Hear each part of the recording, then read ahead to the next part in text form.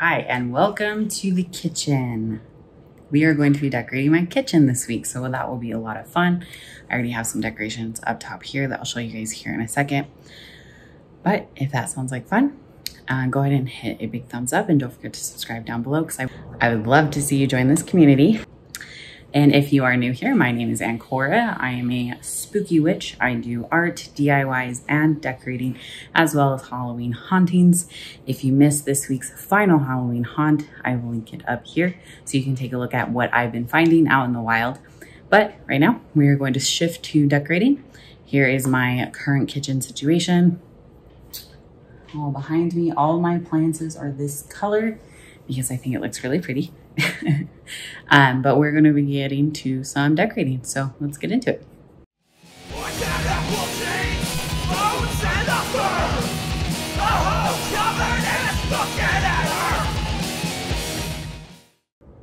Okay, so first things first is we got to get up there.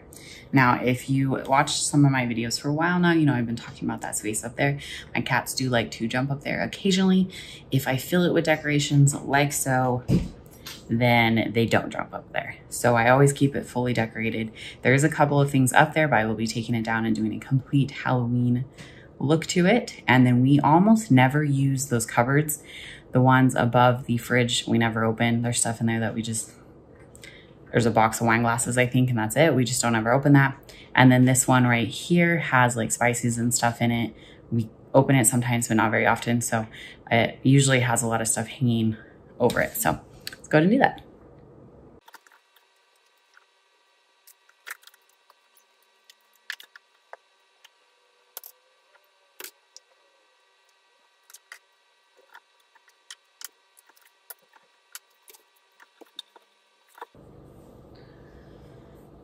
Okay, I'm gonna leave those plants up there. I actually plan on painting them black so they fit in a little bit better, but they are dark green, so it's not super noticeable.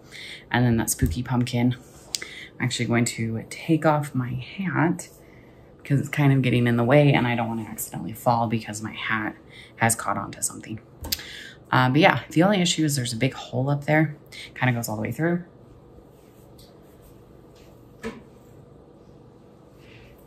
Right there. So I think I'm gonna go grab some boards to put up there to cover that hole so I can use that corner space.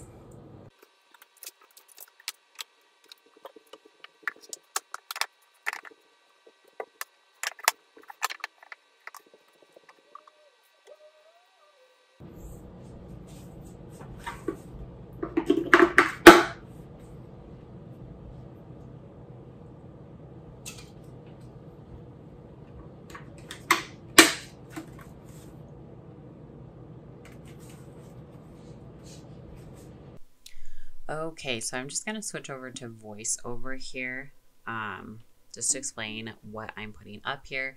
So this is a spooky tree guy that I actually got from Walmart last year.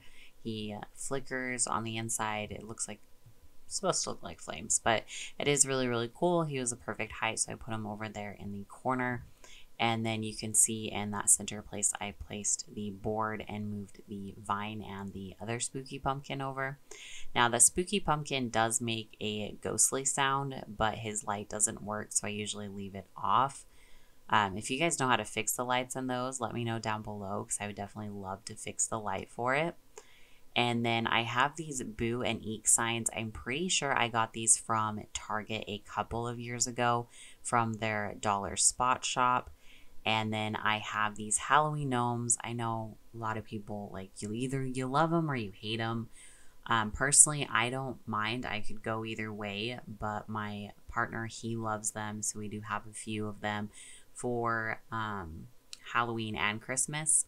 And I got those from Walmart, I want to say. I'm not super positive on that. And then I do have these furry spiders. They are definitely from Walmart. And I'm pretty sure I got those a couple of years ago. And then I have these wooden tier stands that I got from Target this year from their one-stop shop where I could put the pumpkins on it. And that just helps lift them up so you can actually see them behind the boo and the eek.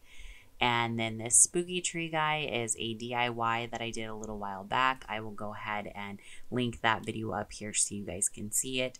Now, I made him just for the purpose of putting them up here, but I miscalculated on height and he doesn't actually fit when I stand him up. So for right now, I'm going to lay them over on the side so you can still see them, but not quite what I had in mind. And then here I keep looking into the viewfinder so that I can see exactly what it looks like, because it's different from where you guys are standing from, and this is words, gosh, and then from where I'm at. Yeah, so that's why I keep coming up to the camera. But then I put up some of these little pumpkins and skulls I've collected over the years. Most of them come from the dollar store or from Walmart. Sometimes I buy the bag of pumpkins from at home. It just kind of depends on what they have out that year. My son here decided that he wanted to help me as well. So he is picking out the pumpkins, and we're going to switch these out because I wanted more lights up here. And so we switched it out for the light up jack-o'-lanterns. I got these a while ago from Savers in one of my haunting videos when I was looking for some decorations on the cheap.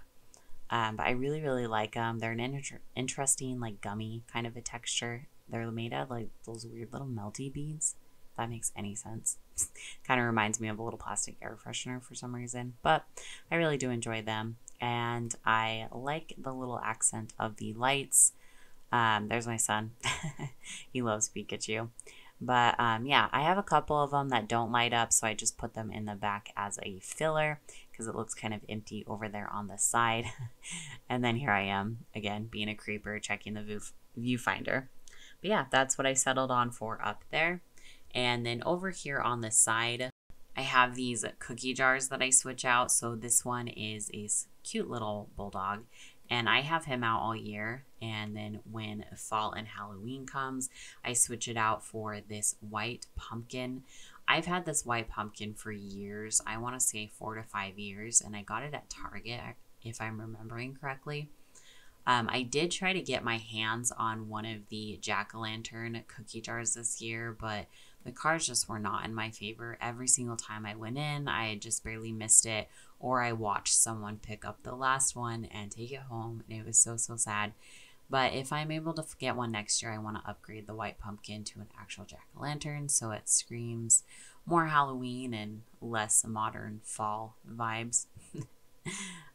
Yeah, but yeah, I just switch over the candy. We don't usually eat it. Candy actually in there is probably super, super old, but you know, better full than empty, right?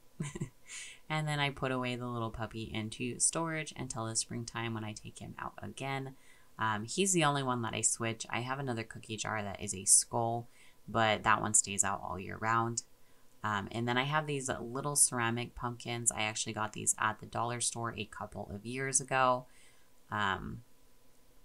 Yeah, with their Halloween stuff.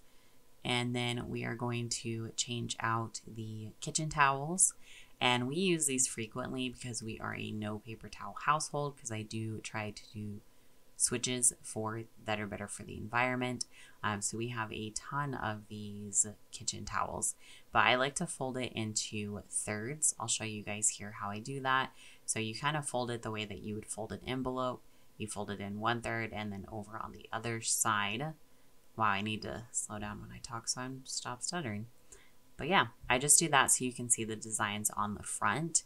And a lot of times when you purchase them, they come folded up like that anyways, so they're made to be like that. Whoa, hello, we're moving the camera. Yeah, so we have this spooky house one that I really like. And then we have this other one with jack-o'-lanterns on it, and it's printed all over, and then it has the same jack-o'-lanterns embroidered on the bottom. Can't really notice unless it's like you're really looking at it, but it's a fun little detail. And I got these at Joann's, I want to say last year. But yeah, all of these I got from Joann's. There's a third one I'm gonna put in there just because we want to make sure that we have plenty of kitchen towels in case there is ever a mess. And then same thing with this cat one, so you can read the lettering that says "Stay Spooky." And then I put them on the side of the jack-o'-lantern, and I decided that was too many patterns. So I moved him over to the other side. But yeah. And I keep it really simple around my stove. One day I'll get a Halloween utensil holder. I tried to find one this year, but I couldn't find one. And that's pretty much all we do for over there. We want to keep the stove cleaned off. We don't want anything in the way. We do have a skull plate that we put in the middle of the stove for utensil holders, but it was in the dishwasher while I was filming this, so I was not able to show it to you guys. Okay, so on to the next thing. This is the other half of the counter on the other side of the sink. This is where we keep all of our coffee and stuff. It looks like this most of the year. I really like the skulls. So those usually stay out, like the skull cookie jar. I got him from Target last year. He was the last one. I was so lucky when I picked that up. And then the same thing with all the black and white containers. And then the mugs, I got those at home this year. I bought way too many mugs this last year, but those stackable ones are pretty cool.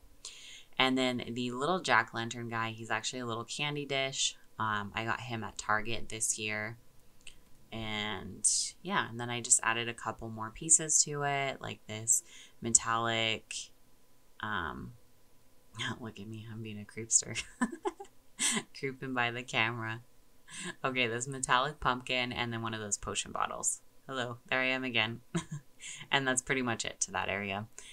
Because it stays pretty spooky all year round, so I didn't need to add a whole lot to it, and I like to keep the counters pretty cleaned off. And the tray that was holding the coffee syrups, in one of my last hunting videos, I explained that I got that at Michael's, and it was one of those like terrarium trays, and I bought it just to put the syrups in it. Like, that was my whole purpose for it, to have a spooky tray for those. But yeah, so we're going to move on to the table. Our apartment actually came with a tall table in the center, kind of like an island situation. And then I had one already from my last apartment that I also used as an island. So we actually put those together, and then we just have one really big table. But yeah, that's what the metal is the table that came with the apartment, and then the wood table was the table that I had. Actually, me and my brother built that table together, so that was really nice. I wanted it a specific size, and I couldn't find that anywhere for less than $500. And so we built it, yeah, and stained it gray, and it lasted test of time. That was actually quite a few years ago. So anyways, getting distracted. So we're gonna go ahead and put the Spirit Halloween altar cloth down. I usually use this as the tablecloth. When my son is around, because I'm divorced, I have split custody over him, but when he's around, I have like a Minecraft plastic placemat that I put down so that he doesn't get messes onto the nice tablecloth, because this is like a velvet texture. It's pretty nice. I got it at Spirit last year, but that's been working out really well. I don't know if it's machine washable though. I haven't had to deal with that yet, but I hope he doesn't actually make any messes on it. And then I tried to add this lace table runner over the top. I just didn't like the way that it looked. So I decided to use this creepy cloth to see if maybe that would go over a little bit better, and then I could ruffle it up a little bit to give it more texture. So that's what I did here. And then I just do it at the top of the wooden table, and that's pretty much in the middle of the two tables. And then I was rethinking the tablecloth. I was thinking maybe I would do this plaid skull one. I usually use that for Christmas. I actually just bought it this year because I want to use it for Christmas. But I was thinking maybe I would use it because I was worried about the velvet tablecloth. As my son gets older, he gets messier, which sounds really weird. Normally they would not be as messy. But then I changed my mind and decided to stick with the velvet cloth, and I assured myself that everything would be okay. We'll see how that goes this year. I'll keep you guys updated. But then I added in these eye candle holders. I bought these at home this year. That's also in one of my haunting vlogs. Make sure you guys check those out so you can see where I got all of this fun, awesome stuff. And then I also purchased these black candles, again, also at home.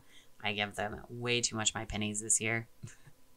And then I just went ahead and put those on top of the candle holders. And then this wonderful black heart floral vase, I got that at Michael's with some of the eyeball dollar store flowers in the middle of it. And then I just added these pumpkins that have like a sparkle cracked texture to it for more of a magic feel. And then I added in some skulls that I have here. Oh, and you can really see the two tables here. That's what I was talking about. And this is a candle skull that we also got from, you guessed it, at home. Oh man, I stocked them way too much this year. And then there was another stack of skulls over here. These are supposed to be the bleeding ones. I don't really know how well they work. Ghoulmates did an experiment on the bleeding candles. If you want to see those, I would definitely check out their channel. But I haven't used mine recently. And then I tried adding in my salt and pepper shaker because it has like the raven and the skull situation on it. But I just didn't really like it with the decorations. It felt kind of weird to me to put it there. And then I added some of these larger pumpkins. Personally, I love pumpkins. I put them everywhere with fall and Halloween stuff. So that's why there's so many of them. And then these hands, if you guys remember me trying to make the witch's candle holder, and you know, not everything works out the way that we want it to. But I decided to use them here to hold up the pumpkins just to give it a little more depth, because we had a lot of tall things with the candle holders and a lot of short things with the pumpkins and the skulls. And so this kind of gave it a medium height. I tried to figure out what would fit in here best, because this pumpkin just was not sitting the way that I really wanted it to. But I settled on this halfway thing. Oh man, you just gotta work with what you have, right? There I am. I'm such a creeper. Creeping in on the video finder. And then this is where we hang all of our coats. I put some thumbtacks up so I can drape this spider web stuff across here. I got this from the dollar store. I've never had colored spider web before, so I thought I would try out this really bright orange color this year and see how it goes, because I have a orange spider that I actually hung up with it, so I thought that was kind of funny that the orange spider was in a orange spider web. I don't know if that makes sense to you guys, but I don't know. That was my thought process with it. Yeah, and then this Halloween, home sweet haunted home sign, I got that, you know, at home, you know, like everything else. And that's been there since I purchased it, so it's probably going to stay there all year. But I just added it to the spider web. Wow. And Cora, you really got to work on your camera angles there.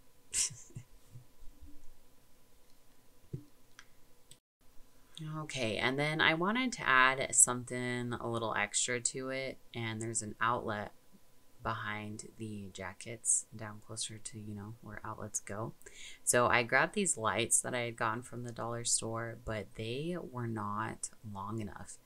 It says 5 feet, but man, that was not 5 feet at all. So I tried really hard to figure out a place to put it, and it just wasn't working, so I skipped out on the lights and just added in the baby spiders that the spider web comes with. And we're going to go ahead and add in that big orange fuzzy spider I mentioned. Just have him sit up in there like it's his cozy little home. His haunted, sweet home. Not because that's what's not written right next to it.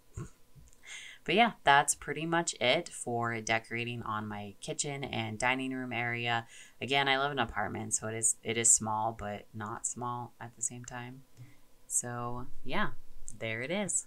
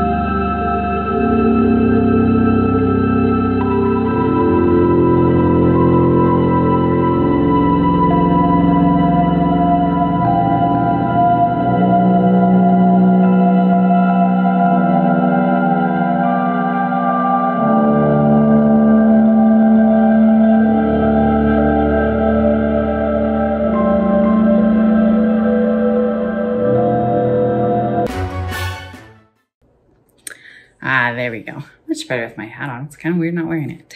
And my ghostie is cute. Well, thank you so much for joining me today.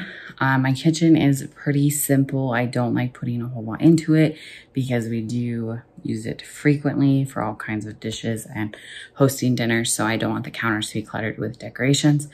But I just liked putting up a few here and there. And I actually really like the eyeball mystic theme that I did for the table, as well as the traditional Halloween that I did for up above. So yeah, that is the end of this video. And thank you guys so much for joining me today. Again, if you're new, please consider subscribing because I would love to have you here on the community for spooky videos all year round. Until next time, keep on spooking all you ghouls and spookineers. Bye.